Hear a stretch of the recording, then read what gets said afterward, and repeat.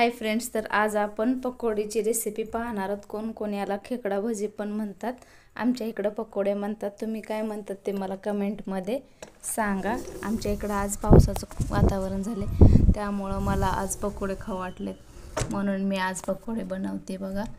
तर मी अगोदर कांदा कापून घेतलाय, उभा कापून घ्यायचा कांदा। त्यामध्ये थोडीशी लाल मिरची टाकून घेतली, धने पावडर आणि गरम मसाला। नंतर थोडीशी हिरवी मिरची कट करून टाकली। पुन्हा नंतर कोथिंबीर बारीक करून, मीठ आणि ओवा आहे तो हाताने क्रश करून त्यामध्ये टाकायचा। ओवा का टाकायचा, कारण बेसनाचे पदार्थ खाल्ल्यानंतर कोणाकोणाचं पोट बिघडतं, त्याच्यासाठी न बिघडावं म्हणून आपण त्यामध्ये ओवा क्रश करून टाकणार आहेत। आता मी याला चांगलं मिक्स करून घेणार आहे। मिठामुळे बघा आता कांद्याला कसं पाणी सुटतंय। त्यामध्ये मी थोडंसं बेसन ॲड करून घेतलंय। जसं जसं आपल्याला लागेल तसं आपण बेसन घेणार आहे, थोडं थोडं, एकदमच नाही टाकून घ्यायचं।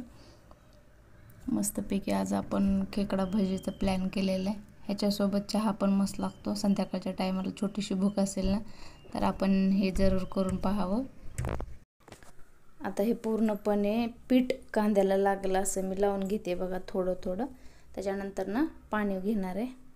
जास्त एकदमच पाणी नाही घालायचं, जास्त पातळ नाही बनवायचं आपल्याला, भजी टाईप नाही करायचं। त्याच्यासाठी थोडं पाणी टाकून आपण मिक्स करून घेणार आहोत।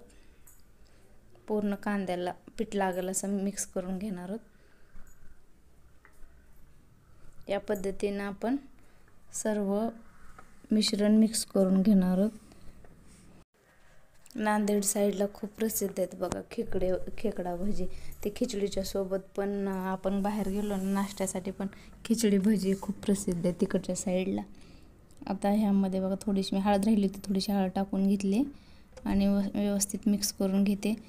ह्यामध्ये थोडासा सोडा पण टाकायचा, सोड्यामुळं फुगतात भजी, पण मी टाकला नाही। आता मस्तपैकी थोडं पाणी टाकून मिक्स करून घेणार आहे।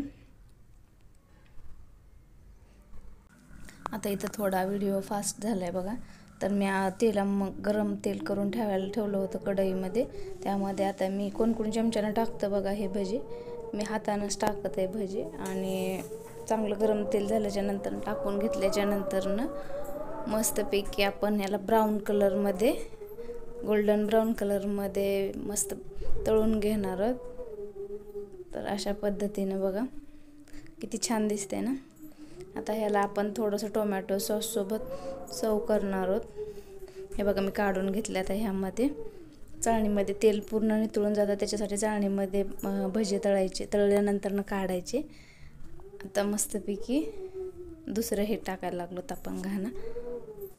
आमच्या इकडं खूप वारं सुटले बघा, तुम्हाला आवाज पण येत असेल आतमध्ये थोडा, त्याला इग्नोर करा। आता आपण मस्त, माझा आवाज थोडासा हळू येत असेल आवाज। अशा पद्धतीने आपण बनवले आहेत। तर हे बघा मी ताटामध्ये सजवले थोडासा सॉस टाकून, आणि नंतर थोडेसे पापड पण तळून घेतले। तर कसा वाटला व्हिडिओ मला नक्की कमेंट करून सांगा।